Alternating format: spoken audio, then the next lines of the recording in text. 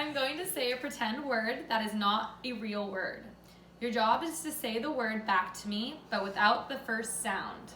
Let's practice. If the word is bip and we take away the first sound, bip becomes ick. Great job. Now let's take away the first sound of stig. Tig. Great job. I'm going to read you a story called Tommy the Trickster.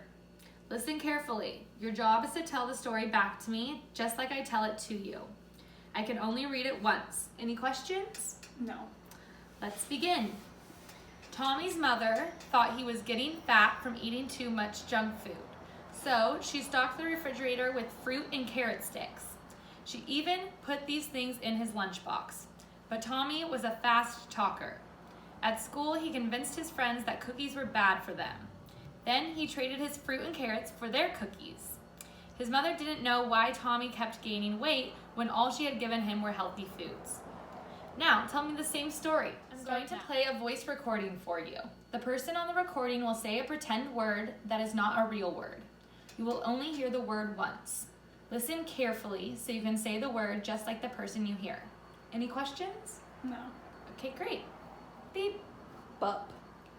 Bup. Stam. Stam. I'm going to play another voice recording of pretend words.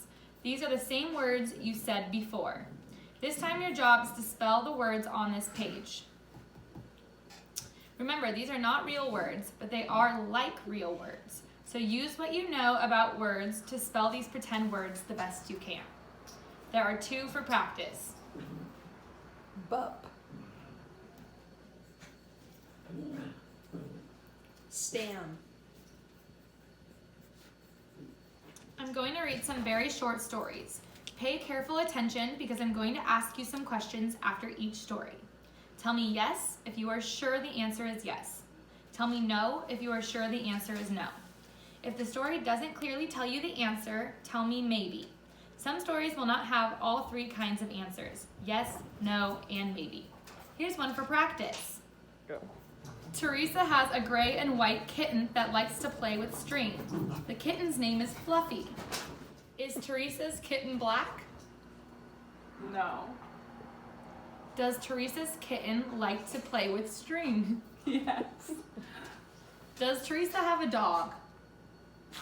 Maybe. Now it's your turn to read some short stories and answer the questions in your student response form. Circle yes if you are sure the answer is yes. Circle no if you are sure the answer is no. If the story doesn't clearly tell you the answer, circle maybe. You may choose to hold the card under each line as you read it. Please read the first story aloud.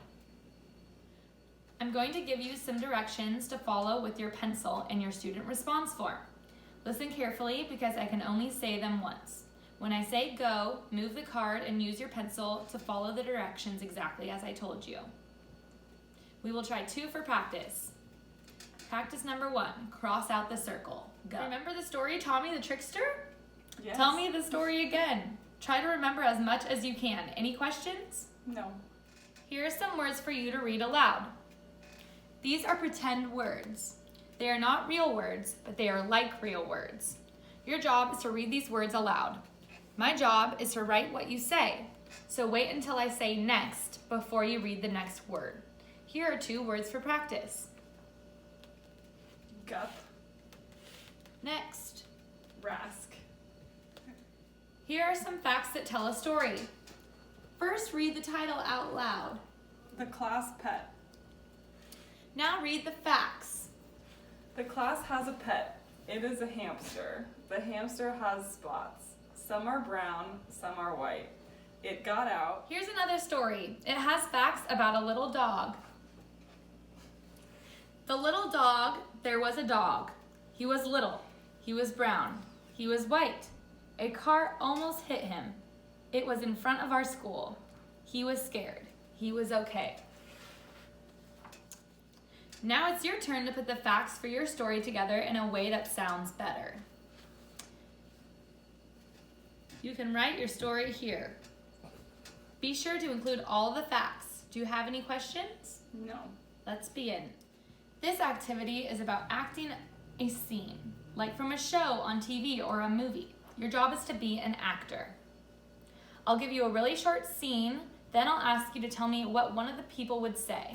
This is important. You should say it how the person would say it in the scene. Remember, you are the actor. Let's try this one. I'll do the first one to show you. Jasmine always whines when her parents won't let her have her way. Her mother won't let her buy her candy in the grocery store. What do you think Jasmine would say? Mom, I want some candy. Buy me some candy. I'm going to say some numbers. Listen to the numbers, and when I finish, you say them back to me exactly the same way. It is important. Here is one for practice. 4, 2. 4, 2. Great. I'm going to say some numbers again. Listen carefully like before, but this time when I finish, you say them back to me in backwards order. Here's one for practice. 4, 2. 2, 4. Great.